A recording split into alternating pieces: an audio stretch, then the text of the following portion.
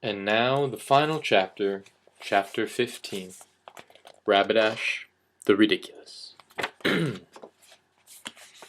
next turn of the road brought them out from among the trees, and there, across green lawns, sheltered from the north wind by the high wooden bridge at its back, they saw the castle of Anvard.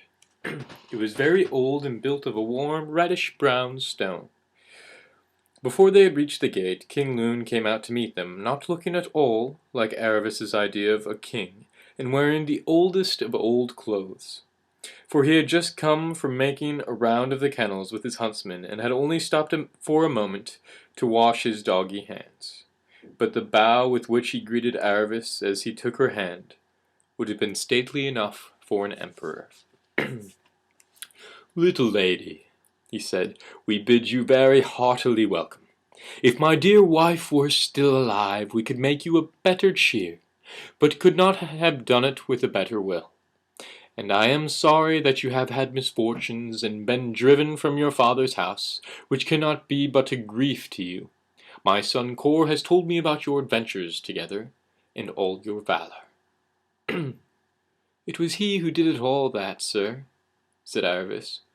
"Why, he rushed at a lion to save me." "Eh? What's that?" said King Loon. His face brightened. "I haven't heard that part of the story."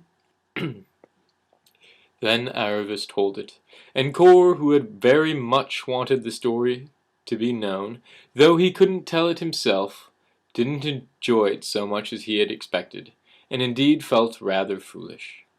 But his father enjoyed it very much indeed, and in the course of the next few weeks told it to so many people that Kor wished it had never happened.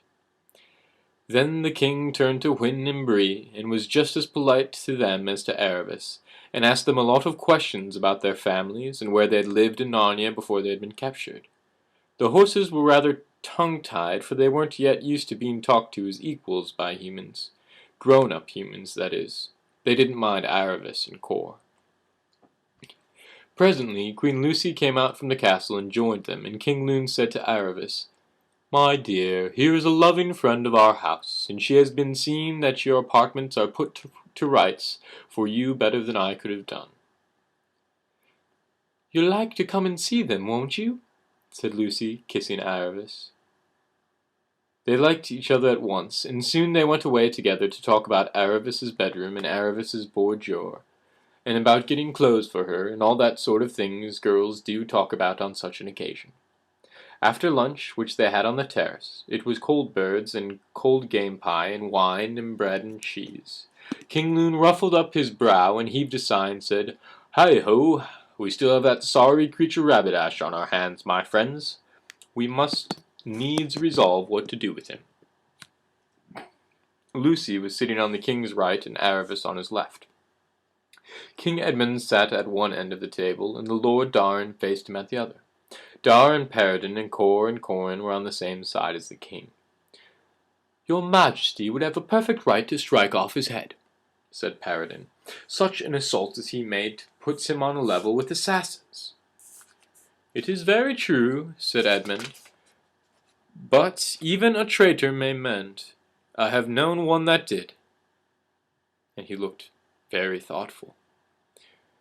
"To kill this Rabadash would go near to raising war with Tisroc," said Darren. "A fig for the Tisroc," said King Loon. "His strength is in numbers, and numbers will never cross the desert. But I have no stomach for killing men, even traitors, in cold blood. To have cut his throat in battle would have eased my heart mightily, but this is a different thing." "By my counsel," said Lucy, "your Majesty shall give him another trial. Let him go free on straight promise of fair dealings in the future. It may be that he will keep his word." "Maybe apes will grow honest, sister," said Edmund. "But by the line, if he breaks it again, it may be in such a time and place that any of us could swap off his head in a clean battle." "It shall be tried," said the king, and then to one of his attendants, "Send for the prisoner, friend." Rabadash was brought before them in chains.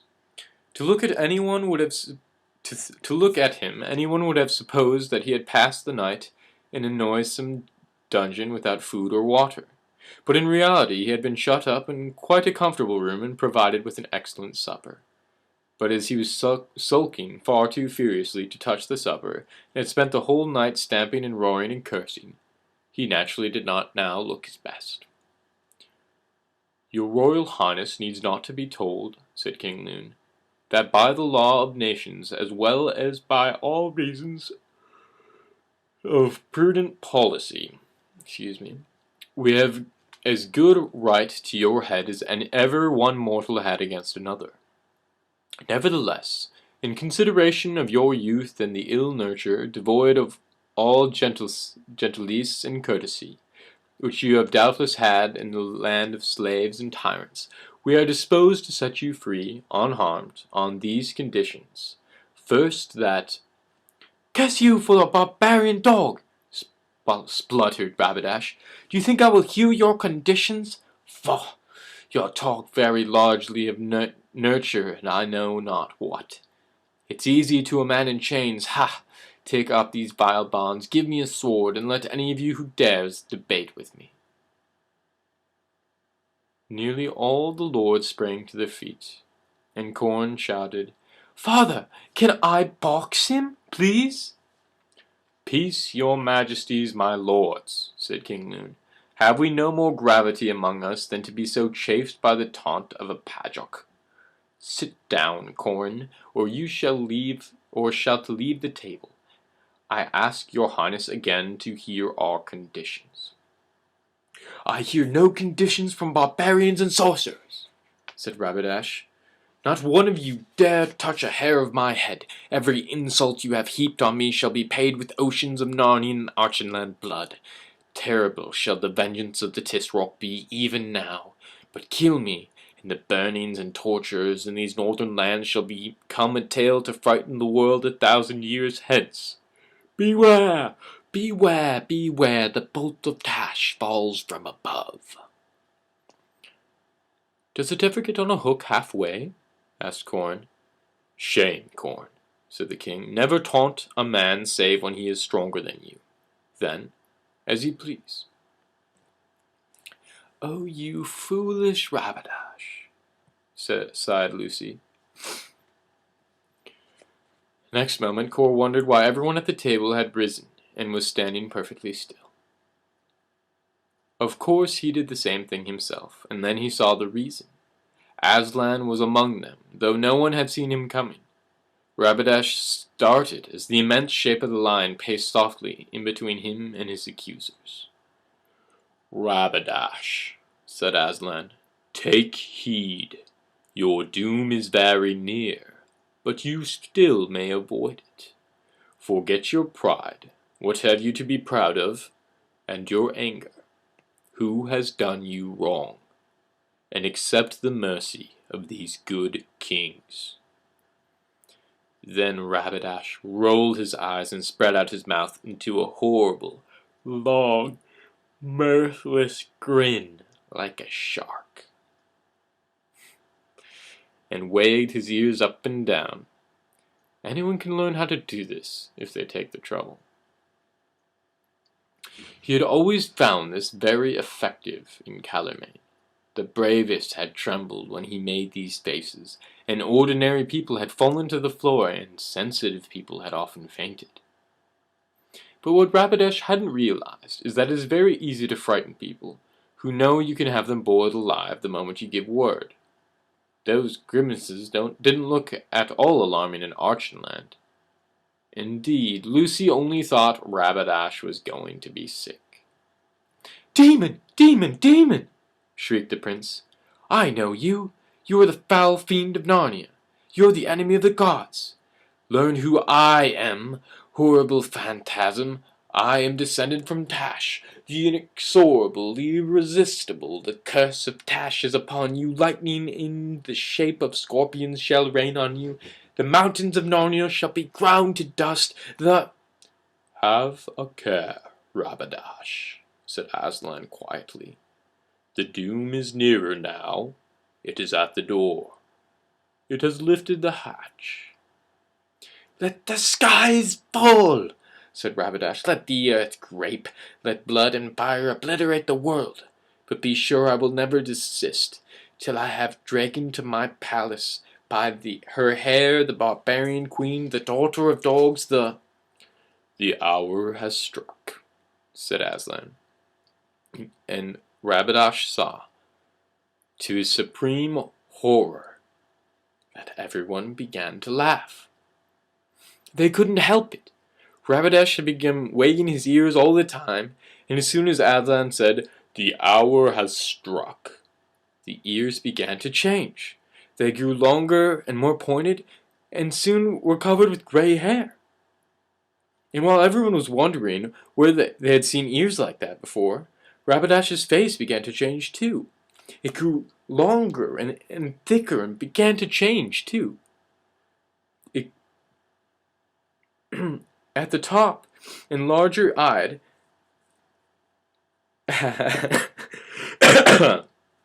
I've become mixed up. And while everyone was wondering where they had seen ears like that, Rabadash's face began to change too. It grew longer and thicker at the top, and large-eyed, and the nose sank back into the face, or else the face swelled out and became all nose, and there was hair all over it, and his arms grew longer, and they came down in front of him till his hands were resting on the ground, only they weren't hands now, they were hoofs, and he was standing on all fours, and his clothes disappeared, and everyone laughed louder and louder, because they couldn't help it, for now what had been Rabadash was simply and unmistakably a donkey. The terrible thing was that his human speech lasted just a moment longer than his human shape, so that while he realized the change was coming over him, he screamed out, "Oh, not a donkey! Mercy! If I were even a horse, even a horse, even a horse!" And so the words died away into a donkey's bray. "Now hear me, Rabadash," said Aslan. "Justice shall be mixed with mercy. You shall not always be an ass." And at this, of course, the donkey twitched its ears forward. And that was all so funny that everyone laughed all the more. They tried not to, but they tried in vain. "You have an appeal to Tash," said Aslan, "and in the temple of Tash you shall be healed. You must stand before the altar of Tash and Tashban at the great autumn feast this year, and there in the sight of all Tashban, your ass's shape will fall from you, and all men will know you for Prince Rabadash. But as long as you live, if you ever get more than 10 miles away from the great temple in Tashban, you shall instantly become again as you are now, and from that second change, there will be no return." There was a short silence, and then they all stirred and looked up at one another, as if they were waking from sleep. Aslan was gone, but there was a brightness in the air and on the grass, and a joy in their hearts, which assured them that he had been no dream. And anyway, there was the donkey in front of them. King Lune was the kindest-hearted of men, and on seeing his enemy in this regrettable condition, he forgot all of his anger. "Your Royal Highness," he said, "I am truly sorry that things have come to this extremity. Your Highness will bear witness that it was none of our doing, and of course we shall be delighted to provide your Highness with shipping back to Tashban for the treatment which Aslan has prescribed. You shall have every comfort which your Highness's situation allows, the best of cattle boats, the freshest carrots and thistles." But a deafening bray from the donkey, and a well-aimed kick at one of the guards, made it clear that these kindly offers were ungratefully received. And here, to catch him out of the way, I'd better finish off the story of Rabadash. He, or it, was duly set back on a boat to Tashban and brought to the great temple of Tash at the great autumn festival and became a man again. But of course 4,000 or 5,000 people had seen the transformation, and the affair could not possibly be hushed up. And after the old Tisroc's death, when Rabadash became Tisroc in his palace, he turned out the most peaceable Tisroc Calormain had ever known. This was because, not daring to go more than 10 miles from Tashbaan, he could never go on a war himself, and he didn't want his Tarkans to win fame in wars at his expense, for this was the way the Tisrocs get overthrown. But though his reasons were selfish, it made things much more comfortable for the smaller countries round Calormen. His own people never forgot that he had been a donkey.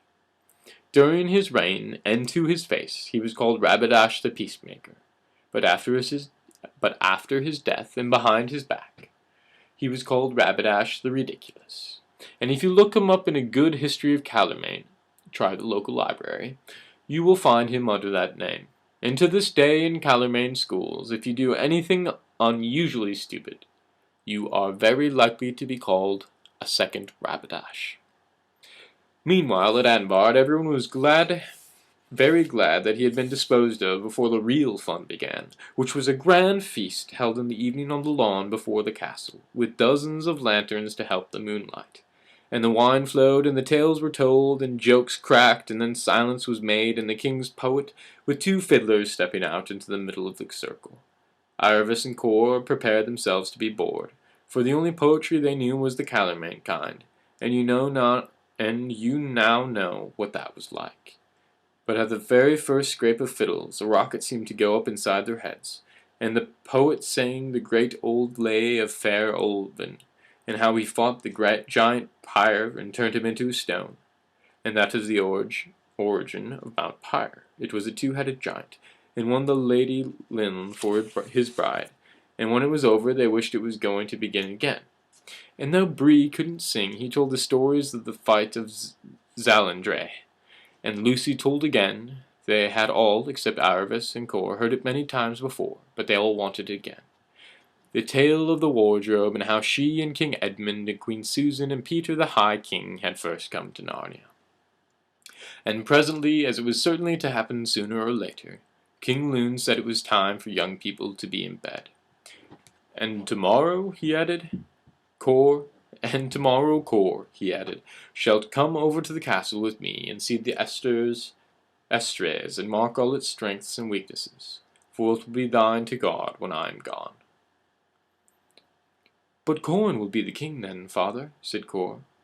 Nay, lad, said King Lune, thou art my heir, the crown comes to thee. But I don't want it, said Cor, I'd far rather. 'Tis not a question what thou wantest, Cor, nor I either. 'Tis in course of law. But if we're twins, we must be the same age. Nay, said the king with a laugh. One must come first, and Corin's elder by full 20 minutes, and his better too, let's hope, though that's no great mastery. And he looked at Corin with a twinkle in his eye. But father, couldn't you make whichever you like to be the next king? No. The king's under the law, for it's the law that makes him king, has no more power to start away from thy crown than any sentry from his post. Oh dear, said Cor, I don't want it all, and Corin, I'm most dreadfully sorry. I never dreamed that my turning up was going to chisel you out of your kingdom. Hurrah, hurrah, said Corin. I shan't have to be king, I'll always be a prince. It's princes that have all the fun. And that's truer than thy brother knows, Cor, said King Lune, for this is what it means to be a king, to be first in every desperate attack and last in every desperate retreat. And when there's hunger in the land, as must be now and then in bad years, to wear finer clothes and laugh louder over scantier meal than any man in your land. When the 2 boys were going upstairs to bed, Cor asked Corin if nothing could be done about it, and Corin said, If you say another word about it, I'll knock you down. It would be nice to end the story by saying that after the 2 brothers never disagreed about anything again, but I'm afraid it would be not true. In reality, they quarreled and fought just about as often as 2 boys would, and their fights ended, if they didn't begin, with Cor getting knocked down. For though when they had both grown up and become swordsmen, Cor was the more dangerous man in battle, neither he nor anyone else in northern countries could ever equal Corin as a boxer. That was how he got the name of Corin Thunderfist, and how he performed his great exploit against the lapsed Bear of Stormness, which was really a talking bear, but had gone back to wild bear habits. Corn climbed up to its lair on the Narnian side of Stormness one winter day when the snow was on the hills, and boxed it without a timekeeper for 33 rounds. And at the end it couldn't see out of his eyes and became a reformed character. Aravis also had many quarrels, and I'm afraid even fights, with Cor. But they always made up again, so that years later, when they were grown up and were so used to quarreling and making up again, they got married so as to go on doing it more conveniently. And after King Lune's death, they made a good king and queen of Auctionland, and Ram the Great, the most famous of all kings in Auctionland, was their son. Bree and Hwin lived happily to a great age in Narnia, and both got married, but not to one another. And there weren't very many months in which one or both of them didn't come trotting over the pass to visit their friends at Anbard. The end of The Horse and His Boy.